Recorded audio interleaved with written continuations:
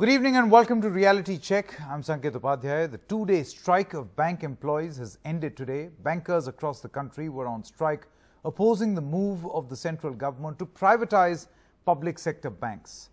The bankers offer their explanation and then the government has offered its own. Whose explanation is more convincing? Could this be a move where once again the government is trying to steamroll railroad changes in the name of reform, just like it did in the case of the farmers' reform? Or is this actually the need of the hour? We will discuss this with a group of experts later on in the show, where we will get you all the aspects of understanding this strike. The bank crisis explained on Reality Check. But first, let us quickly listen in to what the bankers have to say. जो आम जनता है उसके हित के अंदर जो ये privatisation जो घोषणा की गई है वो हितकारी नहीं होगी, क्योंकि बैंकों का राष्ट्रीयकरण किया गया था, क्योंकि बड़े बड़े जितने भी बैंक थे वो सभी पूंजीवादी घरानों के, औद्योगिक घरानों के चुंगल के अंदर थे और उसमें जो आम आदमियों का पैसा जमा होता था उसका इस्तेमाल जो है वो अपने व्यापार को बढ़ोतरी के लिए करते थे और आम ग्राहकों को जिनका पैसा उसके अंदर जमा था उनको लाभ नहीं पहुंचता था. Our slogan is people's money should be utilized for the people's use. It should not be for the private loot. जानते हैं कि हमारी 2 दिन की सैलरी कटेगी, बट ये जो चीज है ये हमारे ही फ्यूचर के लिए है. प्राइवेटाइजेशन हो गया तो ये सैलरी जो मिल रही है ना ये भी नहीं मिलेगी हम लोगों को. We are saving a future. Bank को बेचे जा रहे हैं, सारी पीएसयूज बेचे जा रहे हैं. ये कोई वो तुक नहीं है कि गवर्नमेंट का कि हर एक कुछ बेच दिया जाएगा. हम लोग जो है सोशल मोटिव से काम करते हैं. हम लोगों का मोटिव एक प्रॉफिट कमाना नहीं है, लेकिन पब्लिक बैंक्स को प्राइवेटाइज करके एक प्रॉफिट मोटिव थोपा जाने वाला है, जो बहुत गलत होगा. एक डेवलपिंग इकोनॉमी के लिए गलत होगा. बैंकों का जब राष्ट्रीयकरण हुआ था तो इसी मोटिव के साथ हुआ था कि देश के गरीब तबके तक सारी सुविधाएं पहुंचे, ना कि सिर्फ कॉर्पोरेट तक रह जाए.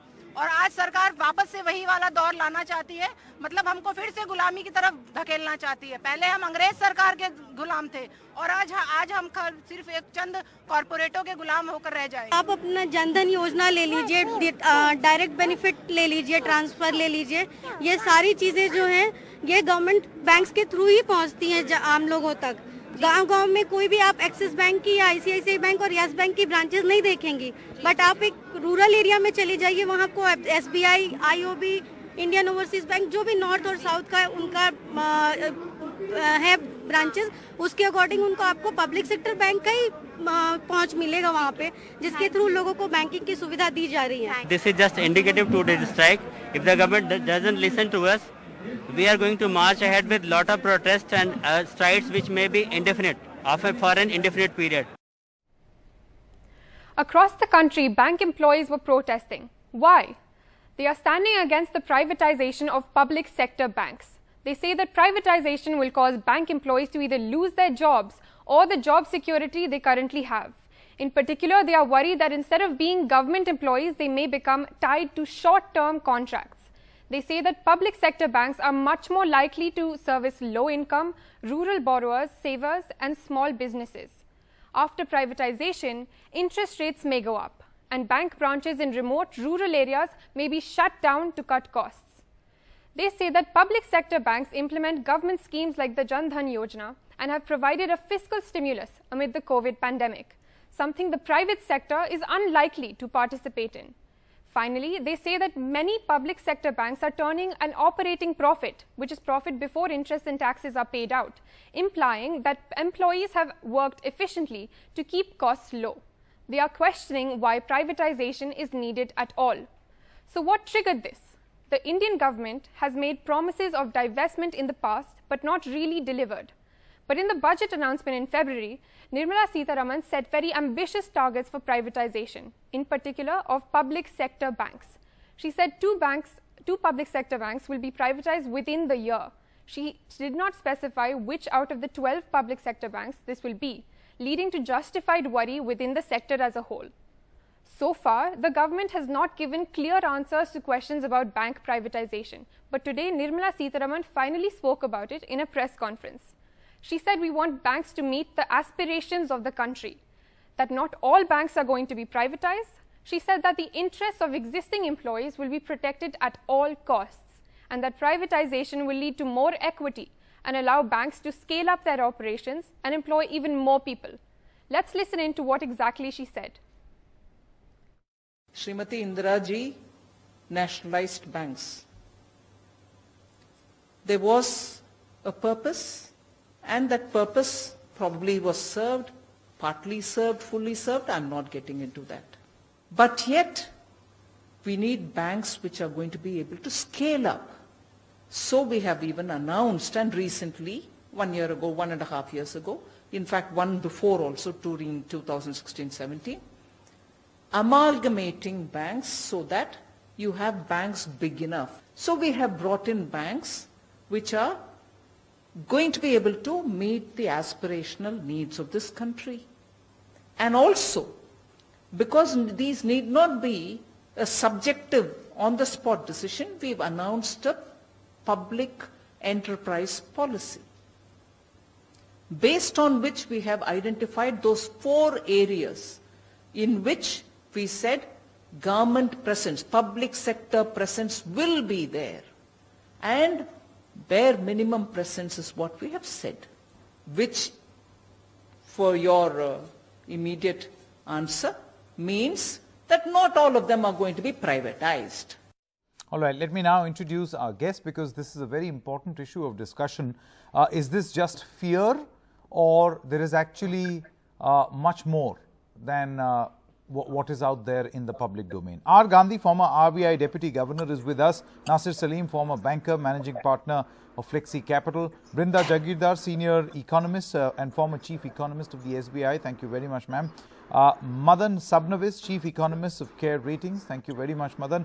And Rajat Sethi, economist and also a political analyst. Views lean towards the BJP. Thank you very much to all of you all for joining us. Let's begin with you, Rajat. You've heard what the bankers have to say. You know, I was almost about to say the farmers, because it's so identical what is happening. It's you know, this is the government saying that this is required to meet the aspirations of India's aspirations of the future, and that's why it will be done. And the bankers are now saying what is the need, and they're casting aspersions on this decision, much like the farmers did. Would you say that this is yet another attempt where consensus building was treated as something not required, not necessary? Well, I think this entire exercise of consolidating Indian banks and looking at the targets that Prime Minister Modi had set for the nation, aspirational target of $5 trillion economy, all of those goals cannot be fetched having weak banks with weaker balance sheets. In order to have stronger balance sheets and equity infusion, not just from taxpayers' money, but also from various people who can invest into the sector, can infuse equity into the sector and be that backbone which requires India's economy to boom and beat up the expectations and aspirations of the young Indians who look up to building a strong economy in this coming decade. So, I mean, other than rhetorical doubts that have been raised by some of the union members, I still don't see any concrete merit into what their demand is, the reason behind why they're protesting. It's not like that the government is going to privatize all the public sector banks.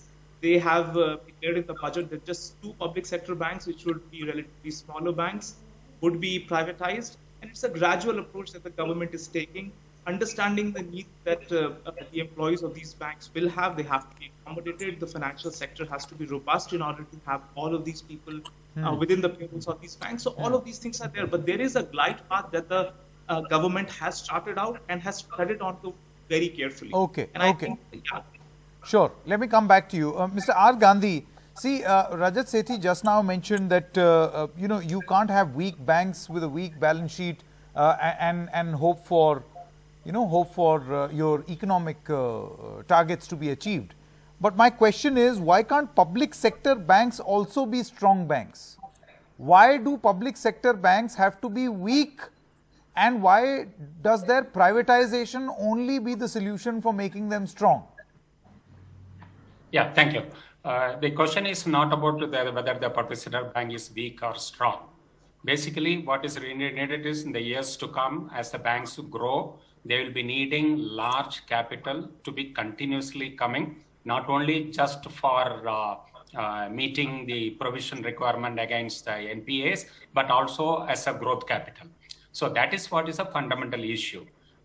Being public sector banks, if the capital, such a large capital is needed, and whether the government finances will be sufficient enough or strong enough to be pumping that kind of large capital. So there the conclusion looks like that the government will not be able to continuously be giving large capital to the public sector banks. If they do not give, the public sector banks will remain as stunted. So they will not be able to grow. So when we have aspirations that the country as a whole, we want to reach higher growth potential, that means the credit to GDP ratio will have to necessarily be much larger. Today we are one of the low credit GDP ratio countries, hardly about 60%, whereas many of our the advanced nations and including China, they are all 100 plus. So if you have to increase such a large increase in credit to take place, that means that large capital will also be needed. And whereas public sector banks will not be able to muster in that large capital, whether they are strong or whether they are weak. So that is why the fundamental argument is finding adequate capital resources for these banks. That is where I think that argument definitely is very strong to say that a few public sector banks be privatized. Okay. Brinda Jagirdar, as a senior economist and also the former chief economist of the SBI, which is a huge public sector entity, I want to know from you what you feel about the problems and concerns being raised by many of these bankers or banking staff today. They say that it is these public sector banks who fund many of the welfare schemes, who help roll out many of the government's pro-poor welfare schemes. You can surely not expect from the private sector banks to do the same or have the same sort of muscle and might to be able to do this without profit being the motive. Sanket, let me just start by saying that the public sector banks have played a major role in expanding services, banking services to the every nook and corner in the country, increasing deposits, dispensing credit, and expanding the presence of public banking sector in the country, increasing domestic savings in the country. They've played a major role. But times have changed. Right from 1991, every single report from the Narasimhan Committee in 1991 to the Raghuram Rajan Committee in 2008, they've all talked about the banks to be privatized. Now, the government is not saying they're going to privatize all banks. As Mr. Gandhi had just explained, banks need capital to grow. And in a growing economy, you need banks which will support this growth, not only for banks, not only for corporates within the country, but our corporates are also becoming global. Remember, they're also going abroad. So when they expand, they also need big loans to be given to them. And not just loans, but also, let's say, letters of credit, bank guarantees. These are not accepted abroad by small banks. I mean, the small banks issuing letters of credit are really not taken up outside. So you need a big bank, you need a big name, you need big stability. Now, look at the top 100 banks in the world, which is published by the Banker. Where do you see Indian banks? The top 10 banks may be Chinese. So earlier it was Japanese, dominated by Japanese banks, and the American banks, and now the Chinese banks are dominating. Don't you think we as a country, which is going to become the third or fourth largest economy in the world, needs strong banks to support this? So some banks which are not very strong, they could be privatized. And privatization doesn't mean it's being thrown into the dustbin. The privatization means it's going to be really revived. Yeah. No, Ms. Jagirdar, I think after having spoken to a lot of these protesting banking staff, I think another point of concern was this ambiguity around this decision. Which bank? Which entity? All of this is right now an enigma, a puzzle. Nobody knows. So do you think greater clarity will help to a great extent in allaying these fears? Certainly greater clarity and greater explanation of the rationale for doing this definitely will help. And we talked about rural areas. Certainly public sector banks have played a major role in expanding credit, like I said earlier, and even welfare schemes. So the Northeast, for example, is entirely because of public sector banks and the development there. But now you see you have MFIs coming in, you have NBFCs coming in, they're all going to rural areas, and because of technology, you really don't need a physical presence. You can do banking in any place. So therefore, I think now we need to look at options and alternatives. And I think that is more important. And perhaps, as you said, if the rationale is explained to the people, then maybe yeah, there's a clarity and understanding. Mr. Sabnavis, do you feel that that exactly is the problem? You know, it'll be a complicated question for you to answer, but would you see certain parallels with say a farm reform, where the reform was brought in? Reforms are good, but perhaps not explained well. Perhaps had they been explained well, they would have, you know, cared to get some more feedback and draft it better. No, actually, the thing, Sanket, is that I don't think it's an issue of explaining to the bankers, because I think this issue has been on the table for quite some time about privatization of public sector banks. And lots of people have actually argued, saying that we need to have it because we need capital. And as what Mr. Gandhi was saying, the only way to get it, if the government cannot fund it on a continuous basis, is to privatize it. Now, if you look at the fears of the employees, I think it's palpable. I think it's realistic, because we all know that whenever there is a privatization or a takeover of one bank by the other, the first thing which happens is you start losing jobs. So whatever assurances are given, because we have seen that even when distressed banks are being bought by other banks, the RBI has enabled, you're given a 3-year clause saying that jobs are protected for 3 years, and after that you're all on your own and you can lose jobs. So therefore, I think it's probably just kind of an explanation. If there can be a guarantee given saying that everybody continues in service up to the age of 58, 60, whatever the terms of engagement were, I think that will assuage the people. Otherwise, I think it's a major sacrifice which the government is actually doing, because that's what Brinda was also saying, is that public sector banks have done lots of work for the government of India. Okay, for example, look at Jan Dhan. To my mind, I think it's a very uneconomical scheme for a bank to do it. That's why private sector banks have not done it, but public sector banks do it. Now, just think of it in future, when you have to run such kind of a welfare scheme, you'll have one less bank which can do it. Okay, so therefore, I think the government has taken quite a few steps ahead to say that, okay, we are willing to say that we will release our hold on some of the public sector banks. You people get together and start operating with more freedom. So I think it's actually a win-win situation. But what you're saying is also true, that probably if there have been a discussion with bankers, but then how long can you have this discussion? I think this is not a new issue saying that the government has sprung this surprise. We have all been arguing, and I think lots of the critics or economists who always felt that there's a need for one to get in some kind of privatization so that there's less interference coming from the government. Now, when the government is doing it, I think one should take it in stride. But as I said, if I was an employee of a public sector bank, I'll definitely be scared, because there'll be a case of job loss at some point of time, unless there's an assurance given. Because history shows that whenever banks are merged, there is pain caused in terms of jobs. Absolutely. Nasir Salim, let me come to you. After having spoken to all the panelists here, it appears, and you know, there's a bit of a cause and effect as far as the condition of the public sector banks are concerned. Rajat Sethi said that you know, they're not robust and sound, and if you can't lead into the future with a bank which is weak. But many of these banks, as Mr. Sabnavis just said, implement certain schemes that under normal circumstances no other bank will want to, because they will not make banking sense. So first you fund welfare schemes, then these schemes are not practical enough to make money, then bank becomes sick or weak, and then it is called sick and weak, and then the government decides, okay, now we have to change things, so let's privatize. Isn't this like a vicious circle? Sanket, I must tell you, I completely agree. It is a vicious circle and cycle, and I think the foremost point right now is that if you're talking about PSBs and these public sector banks, they have been. I mean, we all agree that they have been the last mile connectivity for as far as financial inclusion is concerned, and they played a very pivotal role as far as India's growth is concerned on the banking space. But I think the bigger challenge right now is, and I would have been happier to see here, that instead of looking at, well, look, we agree, as a banker, I can tell you capital needs to be given to chase larger expansion plans and so on and so forth. That argument holds true. But I also must tell you that where is the roadmap, Sanket, on ensuring that PSBs are better and more transparently controlled and managed? I think before we get down to the privatization of PSBs, my point as a banker today is to tell you, why is that PSBs cannot be given far better transparent control?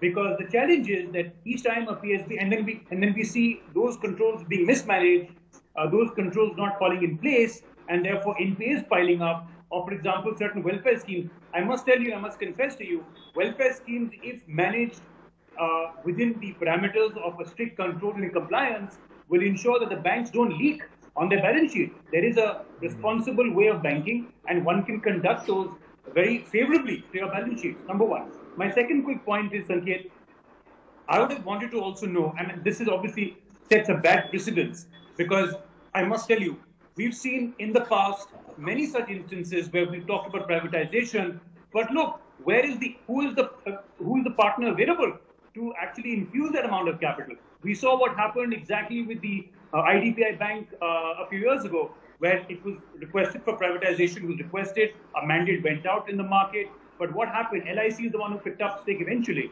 So I think the bigger question right now is, number one, why can't we not get control for better PSB management, and give it a fair chance to see if they survive and help them grow, and then look at this PSB, privatization. Let me take that to Mr. Gandhi as well as Ms. Jagirdar. Would you like to answer these suggestions, Mr. Gandhi?